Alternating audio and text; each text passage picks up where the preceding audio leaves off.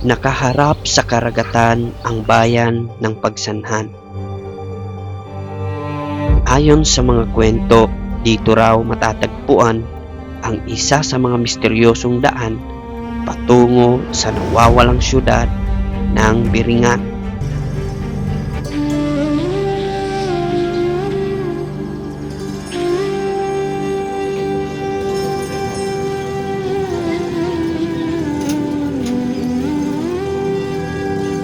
Isang gabi, isang misteryosong pangyayari ang sinasabing nakunan ng CCTV camera. Makikita sa footage ang isang pasahero ng bus na bumaba at tumawid sa kalsada. Ngunit ilang sandali lamang ang lumipas, bigla na lamang siyang nawala.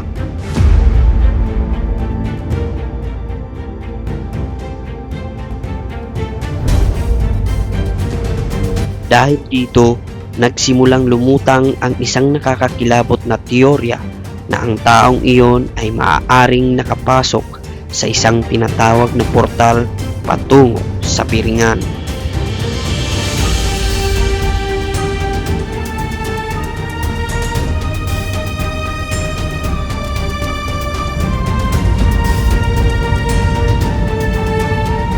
Mula Tacloban City ay kinakailangan kong mag-travel ng mahigit 4 na oras papunta sa Samar kung saan makikita ang Biringan.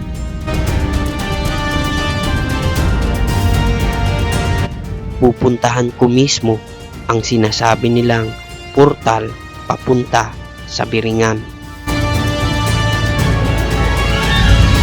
At pagkatapos ng mahigit 4 na oras na aking paglalakbay ay narating ko ang Gandara Samar kung saan makikita ang mga CCTV camera na naka-installed sa gilid ng kalsada.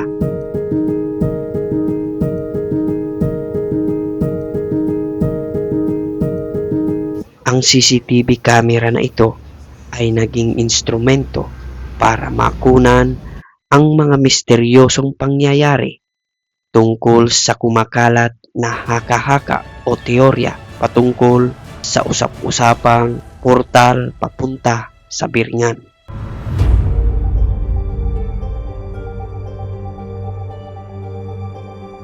So, nandito na tayo mismo sa Pagsanhan, dito kung saan makikita yung portal ng Biringan. So, bababa tayo kasi makakasama natin ngayon si Antonio Cabubas aka Province Live TV. So sasamahan niya tayo. Sa katunayan nga nandito na siya sa labas. Ayan. Magandang umaga, Idol. Idol. Basta. So si Province Live TV or Antonio Cabubas. Ready ka na mag-overnight solo? Ready na. So, ano yung mapapayo mo sa akin? Ano lang, papunta ka doon, pagkarating mo, magtabi-tabi ka, tapos wag kang maingay, kung anong maamoy mo, anong marinig mo, kung may marinig ka dito, labas dito, may maamoy ka, mabango man o ano, wag mo lang banggitin. Tapos, Bakit? Kasi ano yan eh, sila yun na, kumbaga, sagrado yung lugar. Tapos ano, iwasan mong mag-sign of the cross doon. Bakit? Ayaw nila. Tapos huwag kang magbabanggit ng asin. Kanila. Bawal. So halimbawa kapag magbanggit tayo ng mag-sign na cross, anong mangyayari? Minsan kasi yung iba tulad ng ginawa ng theater noon, yung na-feature sa KMJs, basta bawal sa kanila yun. Minsan nahihimatay sila. Okay. Parang yun ang mga sabi nila dito. Bakit di na tayo makauwi?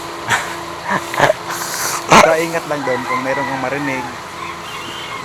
At dito na nga ako pinayuhan ni Antonio Cabubas na magdoble ingat doon sa Biringan dahil nga ang Biringan ay sagradong lugar o mas kilala na bigla na lang nawawala ang mga taong pumupunta doon. So, buti na lang nandito si Antonio Cabubas o si Province Live TV. Bibigyan na tayo ng mga gamit na pwedeng dalhin natin doon sa Biringan. Ito. Tapos, So, binigyan na tayo ng itak. Anong gagawin ko dito sa itak? ano, pag may gagamitin ka doon, sabi nga nila bawal magdala ng mga patalim doon. Pero gamitin mo lang pag sa pangailangan na ano, Okay. putol ng kahoy. Okay. So, let's go. Kailangan natin to. May tent. Tapos,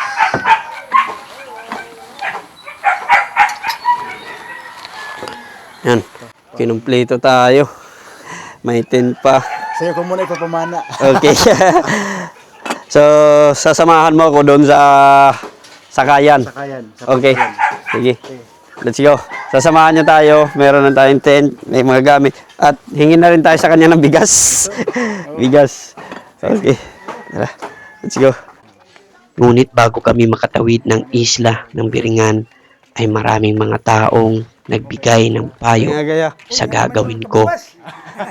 At nagbahagi ng kanilang mga karanasan patungkol sa Biringan. Isa na dito si Tatay Aldio na nagkaroon ng karanasan patungkol sa Biringan na hindi niya makalimutan. Ito ka na nga, hindi iba na ko na mo dito kay bago mahagkot naman ito nga lugar. Kuha na pagherot ka ko dito, malapit-tabi ka, masulod ka ito nga lugar. Hindi ka lang basta-basta nga masari nga, masulod ka lang, wala dito, manabi ka good. Jadi kita maram ko na tira, kaya na ako na dito bugto. Adlaw ko na ito. Nagpuot kami sa sapa, upod ko iya. Paglingi ko waran ako di luat dito. Nawara. Nawara god. Nada ka na gulad to akong luyo. Tapos pag uli ko gani, di na salog na nagpinaninsaw na. Ipurot ko luat hiya. So, Ako ginuli. tod niya, tigda ka lang ang mawawara dito. O suga dito. Kay ara mo mo nawara ko dito sa uli ko gani. May damang para bulong na pagsangan, kindara ko luat hiya nga pagsangan. Ipurot ko na yan diri so kadaton di da Biringan. Sila ito akon. Wara ya sarabot. Wara. Wara ilo ati sarabot kun hin nagdarahay nga to pagyanan ko. Ay magdarahay mo ani. Diri ako maram. Sus. Apo sa magayano na hingada kay tong lugar nga kararayo na atong ginisambayan. Tigda lang nga nahingat dito nga lugar. To. So, pinaniniwalaan na gindarayan mga taga-Biringan. Posible. Kaya siya mo latang tiguhan albularyo. May daba adlaw nga nagpapakita itong syudad. Asa itong kaliwatan kuan itong mga adlaw nga mga mga Bernis. Bernis. Damo ito na mga tambalan mo itong mga istorya liwat. Mga ano nga oras itong posibilidad. Wala ito kay may tao nga ipapakita sa anong oras kung ano. Oras sa adlaw. Ay ba mariyagan ka. Mm. Nga magpakita rin mo. Sa anong oras wala din magpakita. Halos lahat ng nakakausap ko ang kwento nila ay pare-pareho. Ika nga nila, pag ginusto ng mga engkanto na magpakita sa'yo, ay magpapakita sila ng hindi mo inaasahan. Ngunit hindi pa rin ako nagpatinag. Ipinagpatuloy ko pa rin ang aking paglalakbay at mag-o-overnight ako sa mismong portal ng Biringan. Sasakay na tayo. At dito na mag-uumpisa ang ating paglalakbay papunta sa Biringan City. At dito na kami maghihiwalay ni Province Live TV.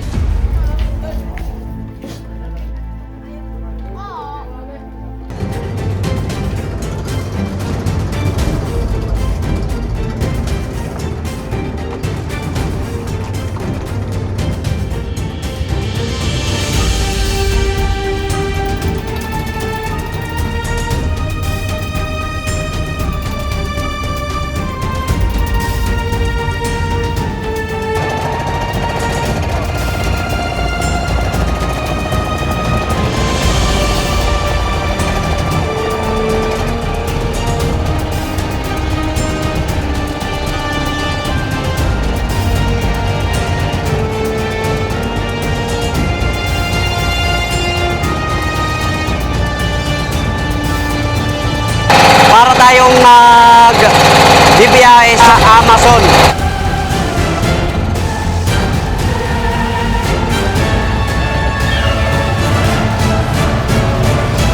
At habang papalapit na kami ng papalapit sa portal ng Biringan, kung saan dadaong ang bangka ay bigla na lang may hindi inaasahan na pangyayari.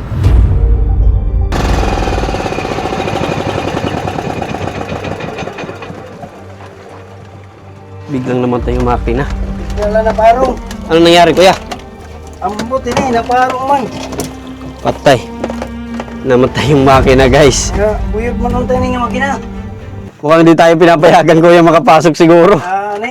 At habang pinapaandar ni kuya ang bangka, ay hindi Ayan, ito ayaw nang umandar, guys. umaandar. Yan ang mahirap kasi mukhang hindi tayo pinapayagang makapasok dito sa lugar nila. Manabi na lagi, tabi ako eh. So ang gagawin natin, magtatabi-tabi daw tayo. Wala naman tayong didisturbuhin doon. Dahil sa hindi pag-andar ng bangka ay sinyalis ito na hindi kami pinapayagang makapasok sa kanilang teritoryo. Nang pakiusapan ko ang mga taga-Biringan na paandarin ng bangka ay bigla na lang itong umandar at sinyalis ito na pinayagan So, tayo. Sana umandar na kasi hindi naman kami magpiperwisyo, hindi naman kami tayo. Okay. Diretso. Diretso. Okay. Kala ko hindi tayo papayagan makapunta sa Biringan.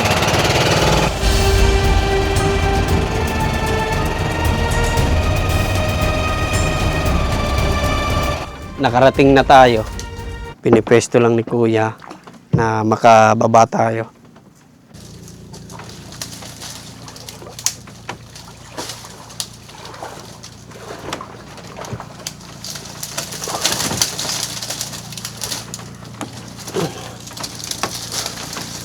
Okay. Okay na. Pag hinay na lang, kay panabi na lang di ha. Biringan kay medyo makurin ni din yung lugar. Patali ko na kung nalay ka buwas. So mga 6 AM Kuya, balikan mo ako. So dito no.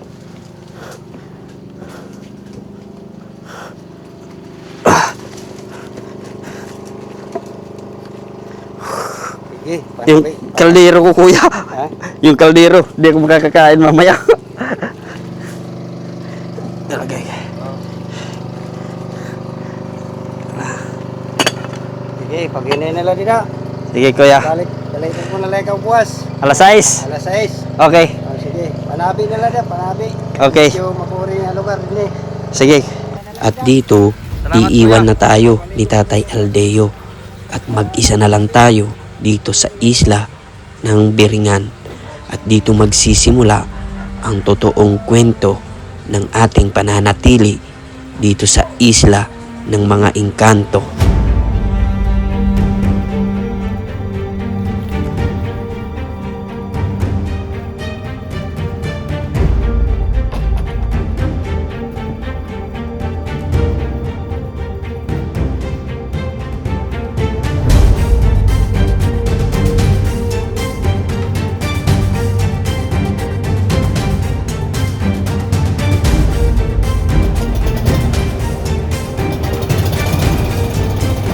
Bye Kuya.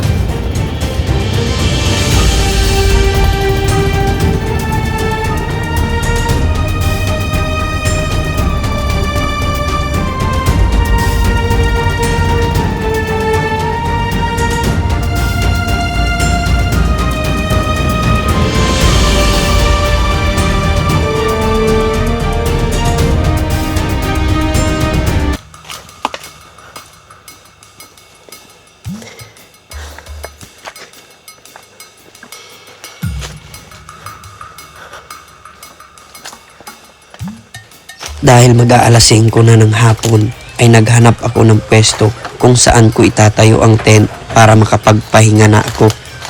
At kagaya nga ng sabi ng mga lokal na nakatira malapit dito sa Biringan ay kakaiba ang pakiramdam kapag nandito ka na sa isla.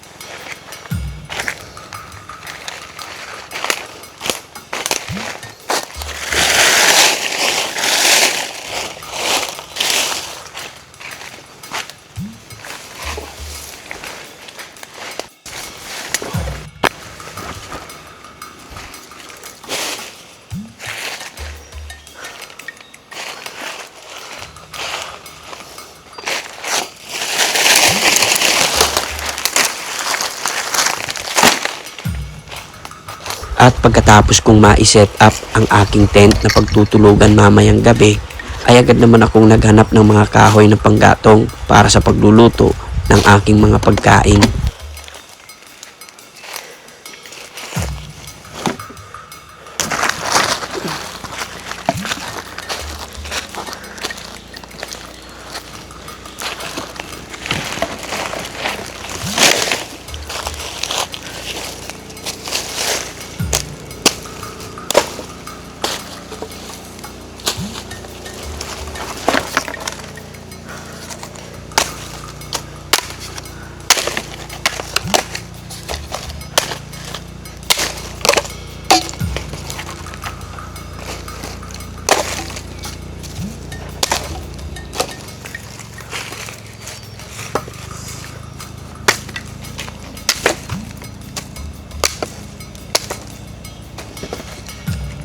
Pagkatapos kong ma-ready lahat ng kakailanganin ko para mamayang gabi, ay agad na akong nagpahinga at inantay na lang na maggabi. Antay na lang natin maggabi. So meron na tayong lampara, kaldero, kasi magsasaing tayo mamaya. Yan, meron tayong bigas. At saka dala natin yung bruwiti na magsisilbing ilaw natin mamaya. Bumili na tayo ng tuyo at saka bigas. Yan, ito pa naman yung bigas. Yan. So, aalas 5 na. So, magpapahinga lang muna tayo at aantayin natin hanggang takip silim. Mamaya na tayo magsasahin. Napagod ako sa biyahe. So, itatry nating mag-overnight dito sa Biringan. I-overcome natin yung fear. At alamin natin kung totoo nga ba yung sabi-sabi na mayroong mga nagpapakita ng mga engkanto rito. So, sa ngayon, antayin lang natin magtakip silim. Magpapahinga lang muna tayo.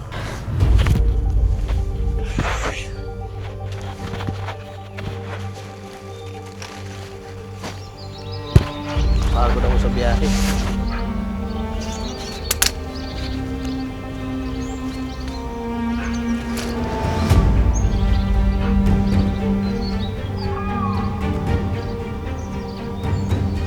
At pagsapit ng gabi, ay agad naman akong nagsaing para makakain. Alas 8 na, hindi pa ako nakakakain.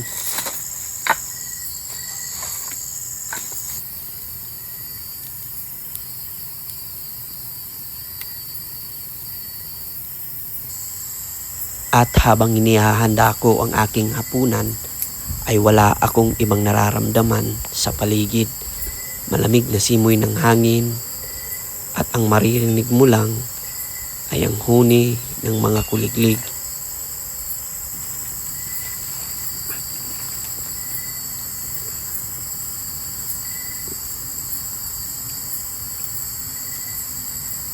Tingnan natin yung luto na.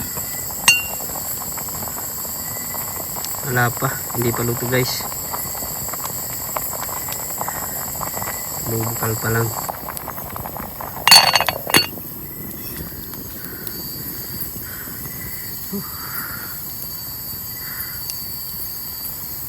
So, ito yung tuyo. Ulam natin ngayon guys. Paluluto na yung kanin.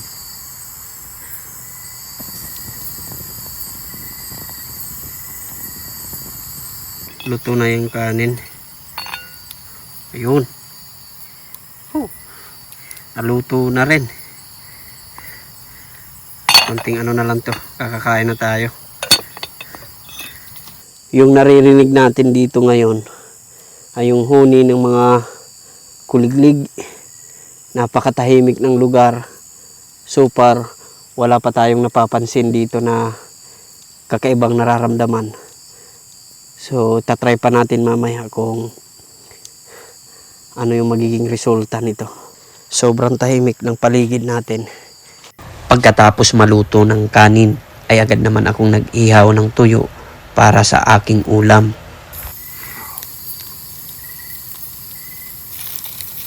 Kuha tayo ng dahon.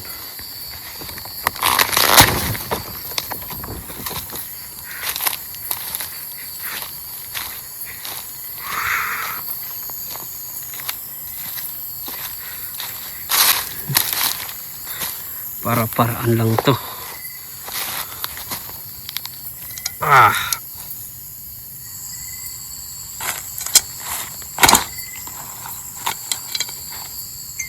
Ah. Yun. Huh. Namatay yung camera ko. Yun. Ayun, perfect. Ayos. Makakakain na tayo, guys. Uy, may pumasok na insekto.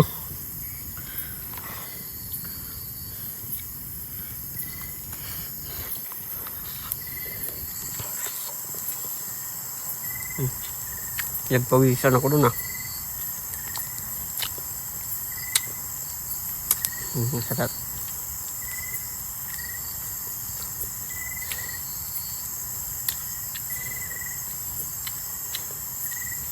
Pinipigilan ko lang yung kaba ko, guys.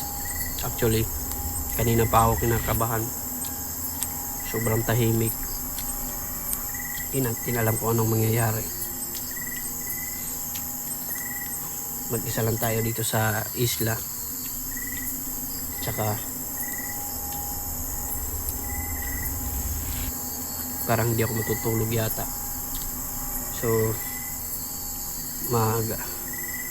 makikiramdam lang tayo sa mga paligid natin kung ano yung mga nangyayari.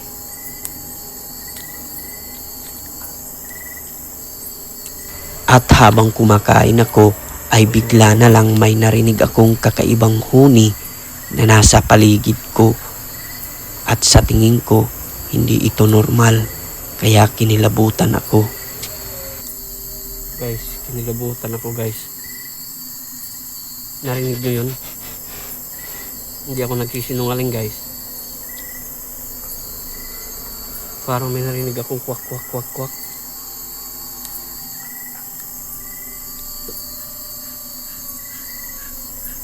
Guys,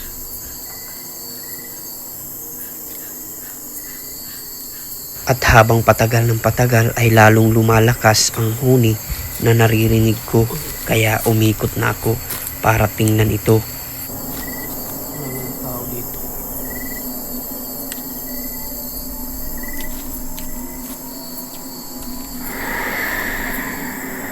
May narinig ako talaga, guys. Kinilabutan ako.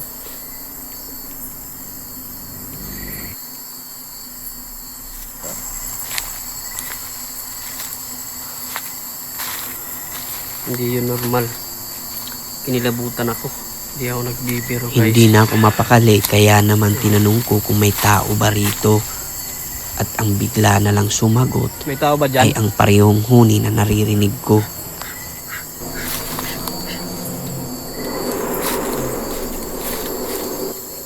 Huwag kayong magloloko.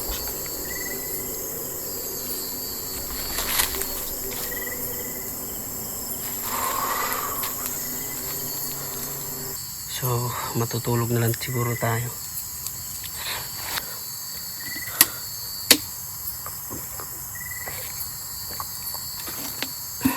Mag-aalas 10 na. And hindi natin naubos yung pagkain natin. Matutulog na tayo. Kasi para makapagpahinga tayo ng mas maaga. Meron akong dinala dito unan. Siyempre prepared tayo. Malamig naman dito. Yan. Naku po, may nakapasok. Ano yan, guys? May katabi tayong matulog nito.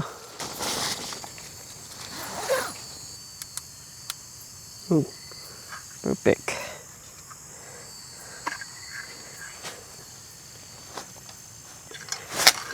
Good night.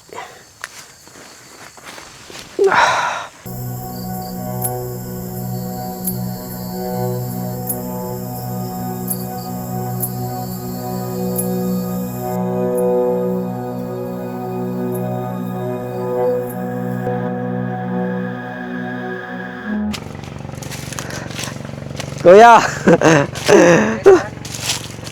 Kumusta? Nanay mo?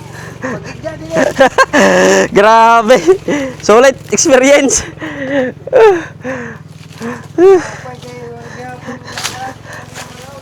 Kaya nga. Solid yung experience natin. Whew.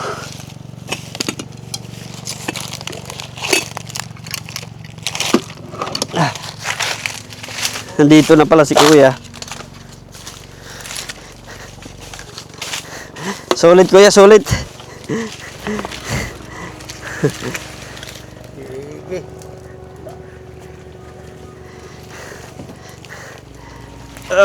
Aray ko.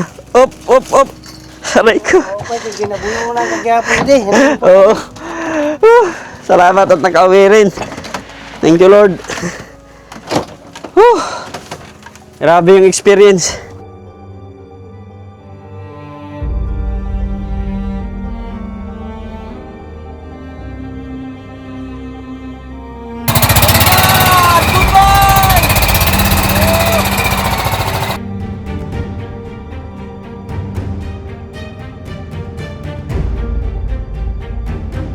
Grabe yung experience. Oh, kumusta yung ano mo?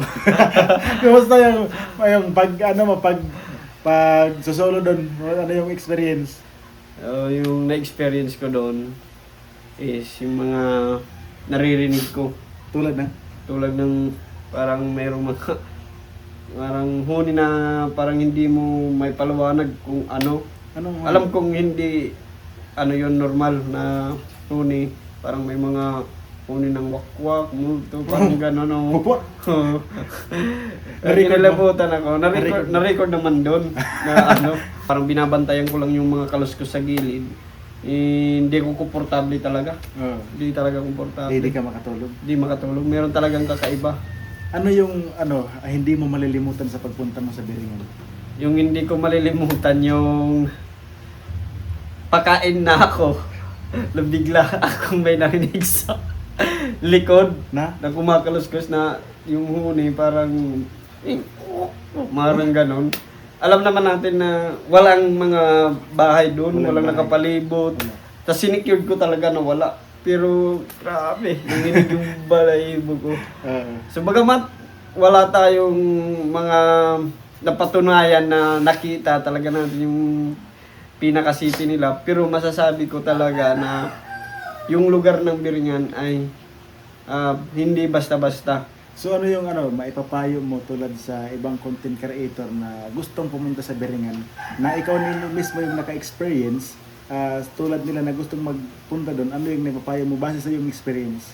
Ang mapapayo ko lang bago kayo pumunta, siguraduhin nyo na matibay at malakas yung loob nyo dahil pag nandun na kayo, kakaiba yung may experience no. Parang hindi lang takot yung may experiencehan mo doon. Parang nasa ibang dimension ka. Yung mga nakapalibot sa'yo, hindi mo alam, may nakatingin sa'yo habang kung ano yung ginagawa mo. Parang kakaiba talaga. Kala ko nga magpapakita na yung city doon eh. Inaabangan ko talaga yun. Hindi yun basta-basta kasi yun, base sa kwento ng mga taga rito, yung Biringan kasi is enchanted place. Baga gusto lang nila na ipakita sa'yo, ipapakita yan. Kung ayaw naman nila na gusto mo, kahit abutan ka pa doon ng hanggang sa pagtanda, hindi talaga. So, yun. At least naka-experience tayong mag-overnight. Yun yung pinaka-greatest achievement ko na ma-overcome ko yung fear ko at the same time, napatunayan natin, bagamat teorya at wala pang ebidensya na talagang nagpapakita yung sitting nawawala doon na tinatawag ng Biringan City, masasabi ko lang na kakaiba yung lugar. Mystical city yung lugar na yun. Parang mahiwaga at hindi mo may paliwanag at kakaibang feeling kapag nandun ka. Masasabi ko lang, kung gusto nyong puntahan doon, talagang dapat matibay yung isip, loob at kondisyon yung buong pagkatao mo para at least pag nandun ka na. Kasi talagang kinikilabutan ako doon eh. Doon pa lang talaga yung gabi. Wala ka bang na experience habang nagbiyahe na baka may may kakaibang nangyari. Yun yung talagang malapit na kami sa Biringan. Yung padaong na sana, biglang namatay yung bangka. Yeah. Kala ko hindi na matutuloy, malapit na. Ah, Biglang namatay. Doon pa talaga sa gitna. 3 beses, pinaandar ni kuya, pero hindi umandar. Akala ko hindi na matutuloy. parang may indikasyon talaga yun. Parang may mensahe na gusto. Oo, talagang binigyan talaga ako ng warning. Anong gagawin? Pero alam mo ba yung nang sinabi kong hindi naman tayo manggugulo, doon, umandar ulit. Yung sinabi mo, Oo, sabi ko, parang naulinigan nila yung binigkas mo na kumbaga doon sa punto na yun, ayan, okay na lahat. okay na. Hindi, Parang allowed na. allowed na naman sinabi ko. Sana umandar na yung bangka namin kasi hindi naman kami manggugulo. Ayun. Pag ano ni kuya, So yun pa lang, parang indikasyon na yun na welcome ka sa kanila pero hindi sila tumambad sa camera. yun lang. Oo. So, yun yung mga hindi ko makakalimutan. So, gusto kong pasalamatan si Province Live TV sa pag-assist niya sa akin. Grabe, sobrang bait sa personal at the same time, inalagaan tayo at inassist tayo hanggang sa dulo. So, maraming salamat. Hello mga kaibigan, ako mula si Antonio Cabubas, ang admin ng Province Life TV at Province Life Network, ang Discoveries, Explore and Docu Network. So ngayon ay meron akong panibagong sakayan na aking mga gamit sa pag-explore sa Pilipinas, hindi lang sa Visayas, pati rin sa Luzon at sa Mindanao. Kung meron man kayong gustong mapanood sa aking Province Life TV ng mga documentaries, panoorin lang at mag-enjoy. Ayun. So, saan yung next upload mo para may abangan sila? Late. So, abangan nyo yan ha. Maraming salamat. Thank you.